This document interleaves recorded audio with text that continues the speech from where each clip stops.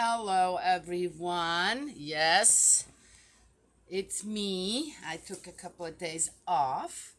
Everybody got ready here to go on vacation, and here I am, all alone, with two dogs and four cats and some fish. Oh, forgot to feed those this morning. Oh, well, about 10 o'clock. My oldest granddaughter's fish. She said, you need to feed them a 10 and a 3. Oh, okay. Sticking with the program.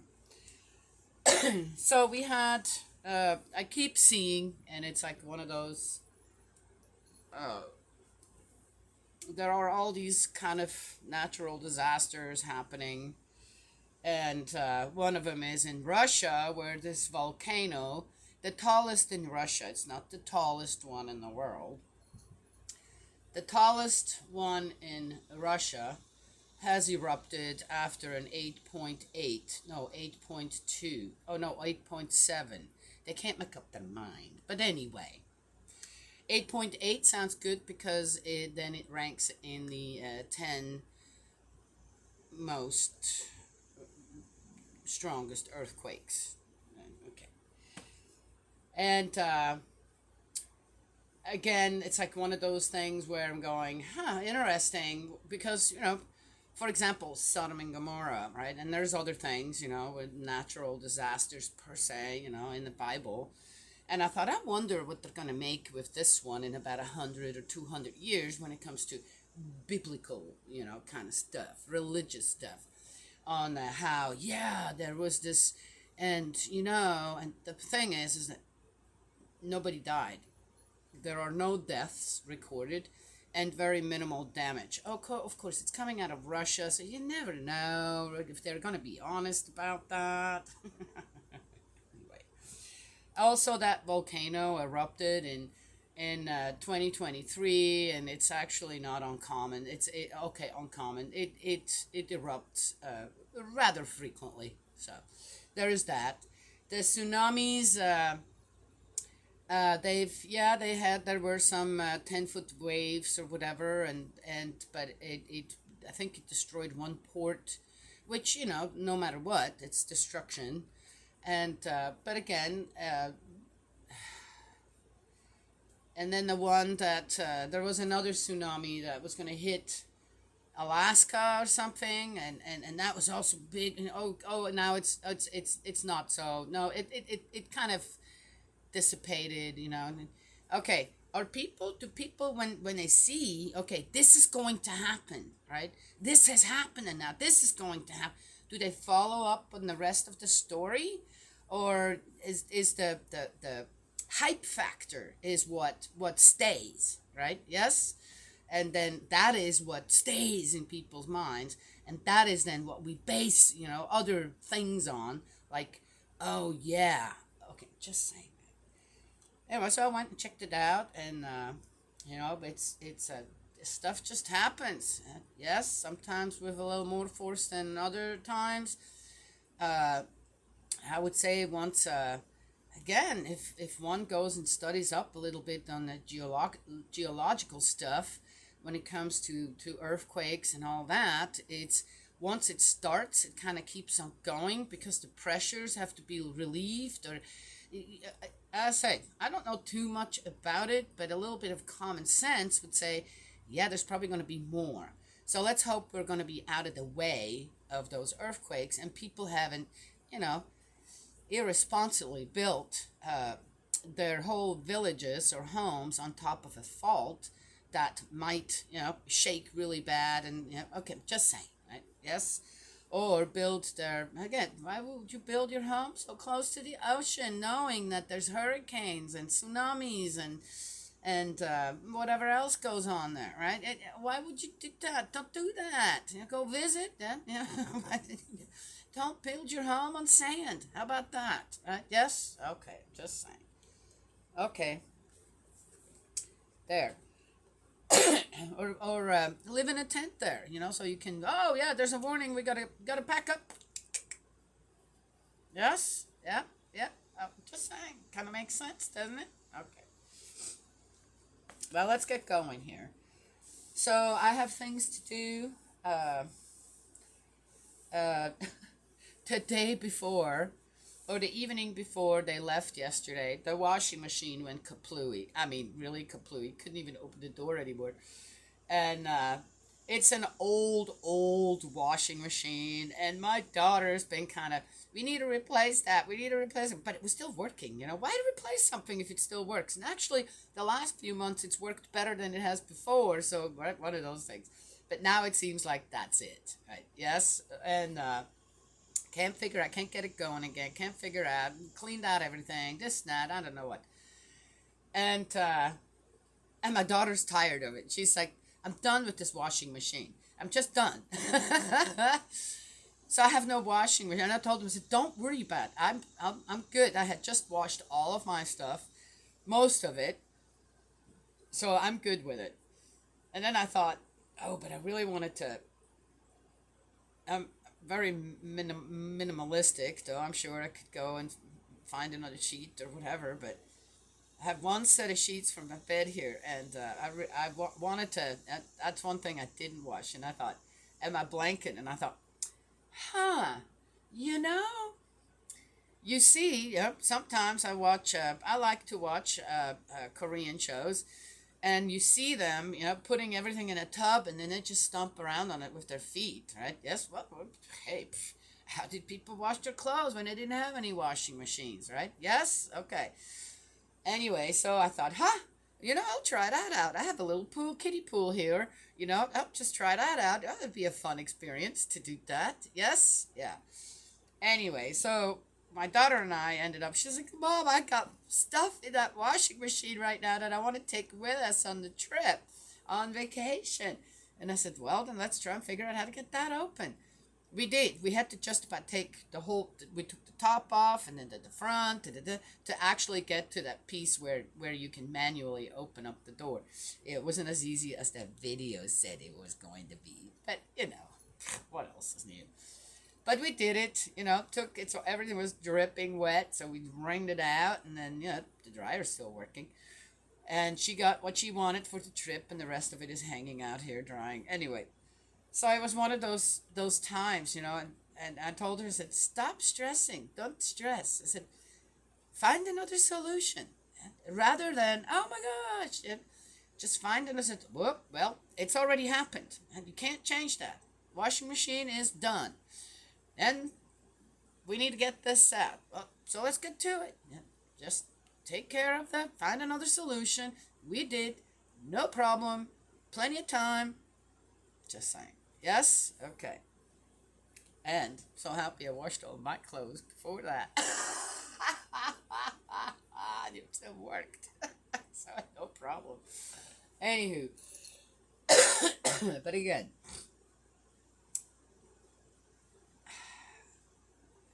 when things go a little awry, I know how to spell it, Awry, but I can hardly say it.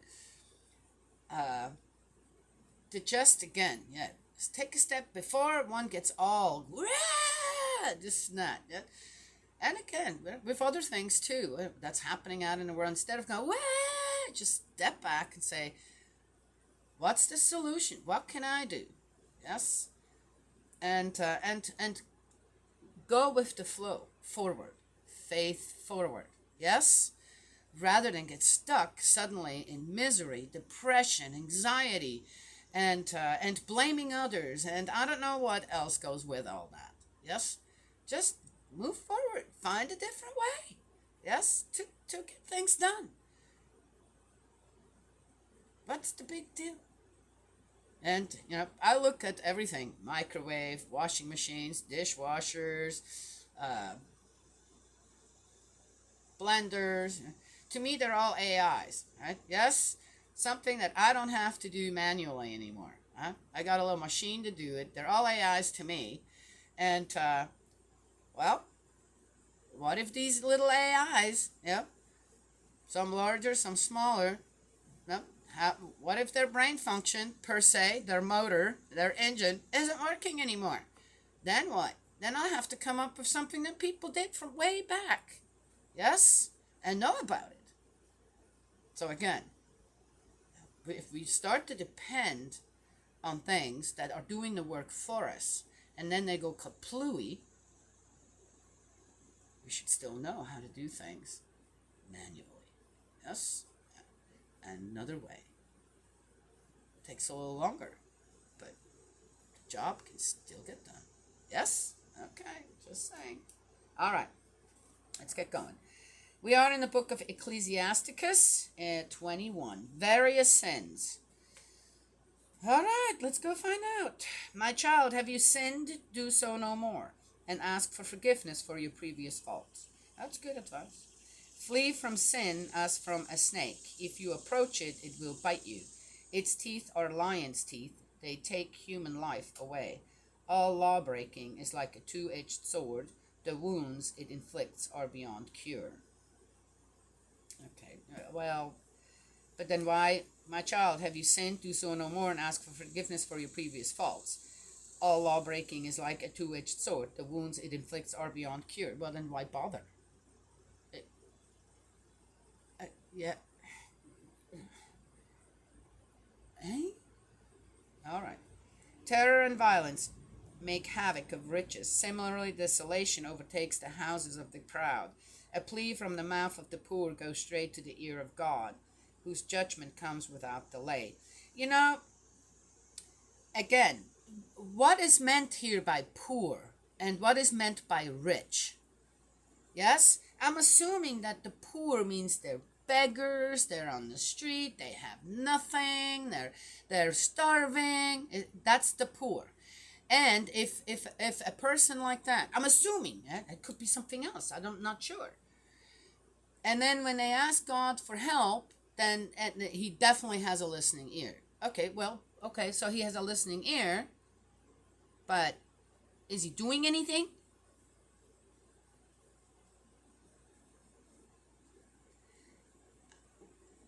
As if being poor somehow makes a difference. That God has a greater ear for the people who are poor, or what does this mean? Yes, I don't know. How did he actually mean that? Again, don't be rich. Don't be rich. Don't have too much, or this or that. I'm not sure. What does that actually mean? And as if God won't listen to someone that has, okay, worked for what they have, this, that, okay. Not sure. What does he actually mean? Why does this continuously come up? Some poor people might say, well, what did you do that you ended up like this? Then, poverty can be a collective sin of a country. Yes, bad management, for example. And what? People not willing to help?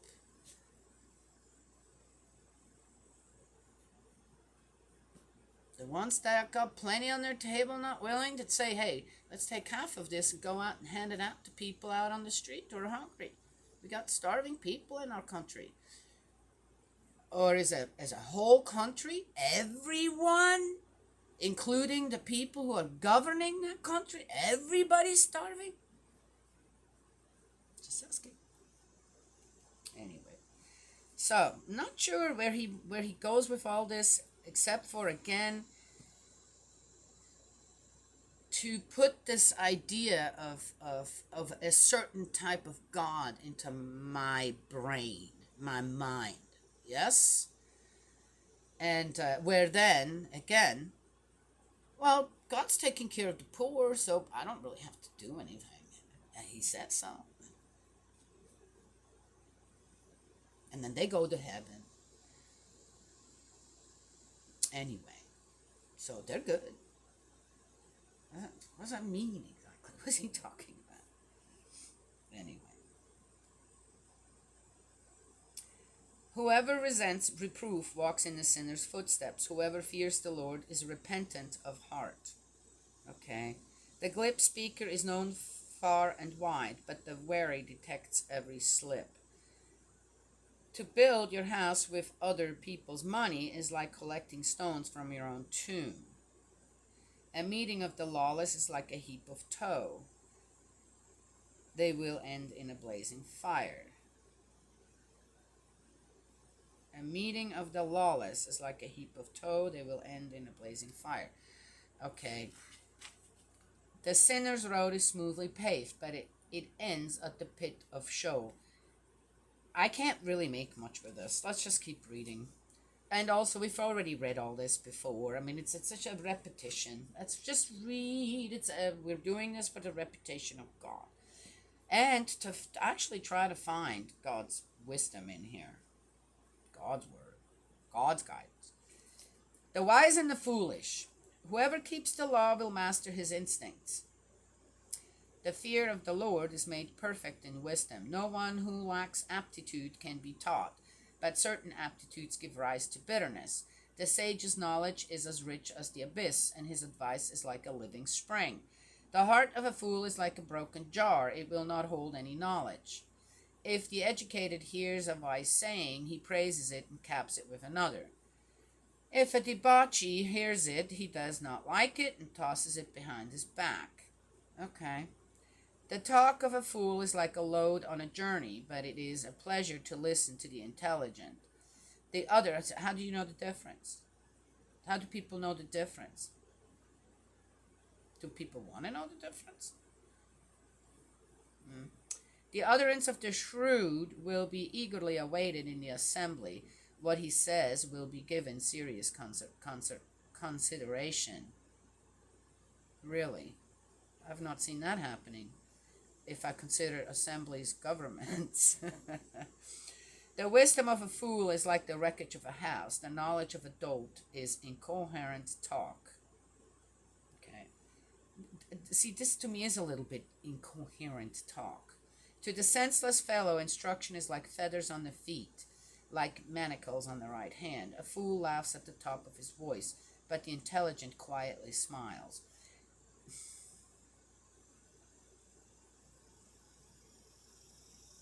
I love to laugh. I've laughed out many times out loud. So again, what does he? When does he mean that? When does one put that into action? Right? All the time? Is that all the time? Okay, well, okay, so here comes in the wise part where, yeah, of course I know the difference. Right? Yes, but would people take it also as, okay, I know when in what situations he's talking about here. I feel like everything that's written down here can be taken one way or the other. Right? A self-righteous person can use this to their advantage, and a righteous person can use this as guidance. Yes? Yeah, just saying. I don't like a double-edged sword like that. I like clarity. Clarity. Where there's no. No. Don't give me no leeway. Wait. Don't give leeway to people.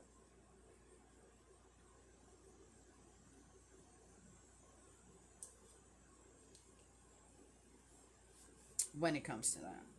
When it comes to right and wrong. There's no.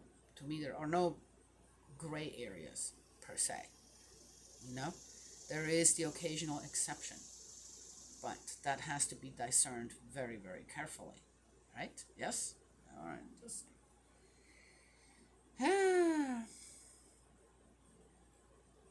To the shrewd, instruction is like a golden ornament, like a bracelet on the right arm. It can also be a great burden. When you try to live a righteous life, when you try to truly say, okay, we're still learning so much to just, okay, what is right? What is wrong? Yes? And when you realize, well, this is right, there's no question about it. And it can become a burden as well. It isn't just, oh, yes, like the truth will set you free. Yeah, that sounds really nice. And it's true. There is some truth to that. Yet, the truth will not just set you free. The truth will load responsibilities on your shoulders that one has to be willing to take. And I think that's one reason many people just reject the truth.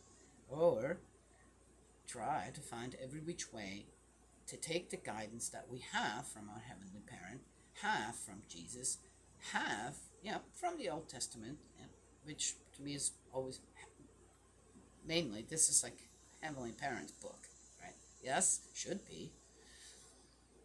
and true parents' guidance. Yes, the divine principles guidance as well. Um,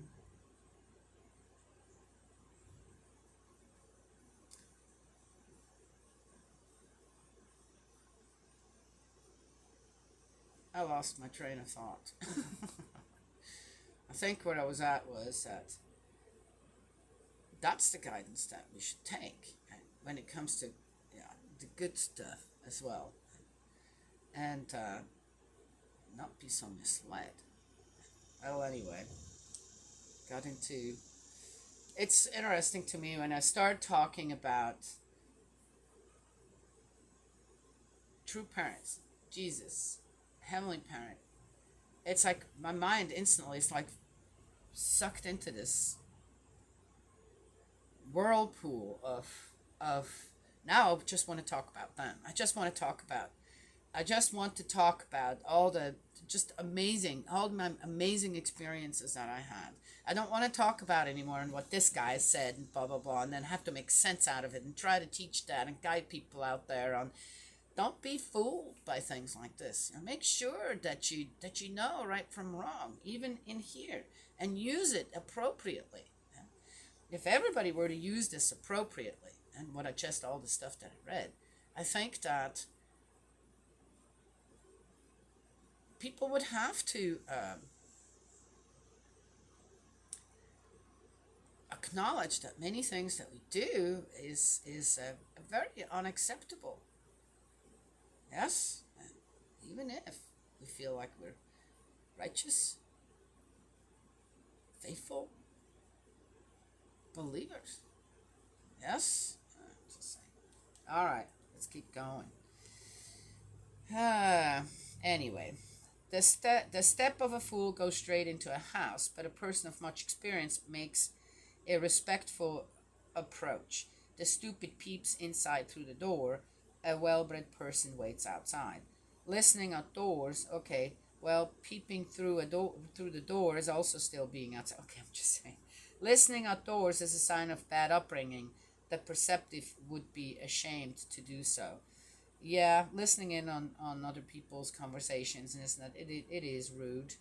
And then go and make up their own mind. Okay, I'm just saying. The lips of gossips repeat the words of others. The words of the wise are carefully weighed. The heart of fools is in their mouth, but the mouth of the wise is in their heart. When heart to mind. When the godless curses Satan, he is cursing himself. The scandalmonger sullies himself and earns the hatred of the neighborhood. I don't think that that the scandalmonger sullies himself and earns the hatred of the neighborhood.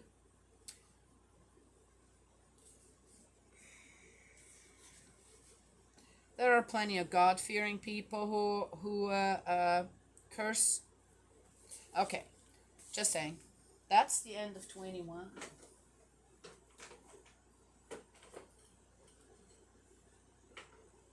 So then, wait, I could take this another way too.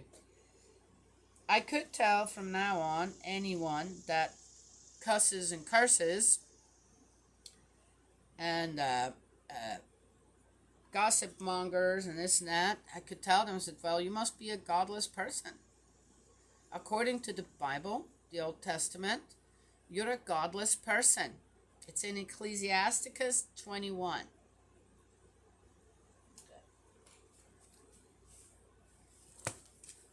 So there it is.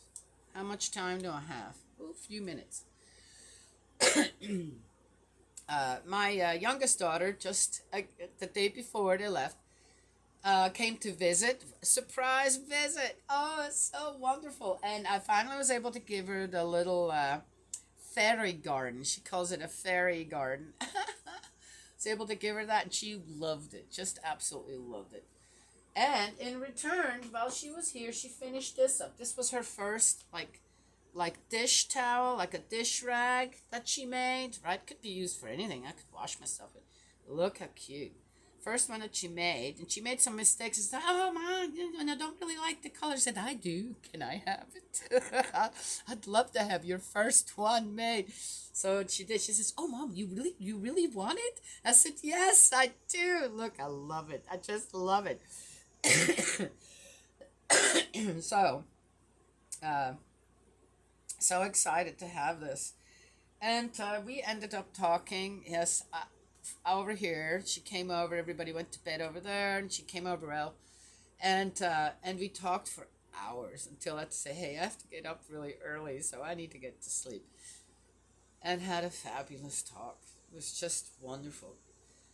And after she left, and I kind of said my prayers, this, that, I am so humbled as a mother that all of my children, they're not just taking their time, oh, I got to spend some time with mom, that's the filial thing to do. My children's filial piety comes natural, and in the way that they enjoy just sitting with me and talking about all kinds of things. No cell phones involved, no this or no TV, no, we just sit and talk. And I love it. I absolutely love it. And when they leave, they say, "Thanks, Mom. I just so enjoyed our talk again, as always." And unbelievably wonderful. Yes? Mm.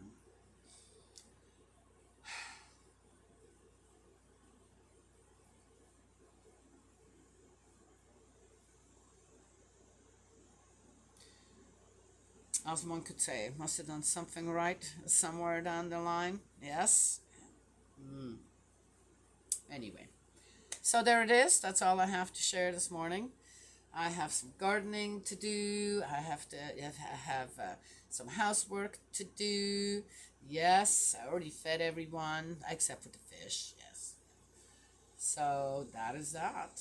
And hopefully, I will see you every day for a few minutes for the next 10 days. Yes? Okay, hopefully. Well, who knows what's going to happen? I'm hoping that that everybody did get the message that I am on a 10-day spiritual retreat. Told my daughter, I will let you know every day that I am fine, everything's good here, so nobody has to come by here and visit. Okay, good. Don't take me wrong. I mean, if people come, so be it. I'll enjoy that too. But yeah. We'll see. We'll see. If, and also know, with all the prep that I did for that, if somebody does come and show up, then I know that they were sent for a reason by Spirit. Yes? Okay. May Heavenly Parent bless and protect you, guide you, embrace you with love. Eldridge, my dearest brother in faith, I love you. Let's keep praying together and for each other. Yes. And I will talk to you another time.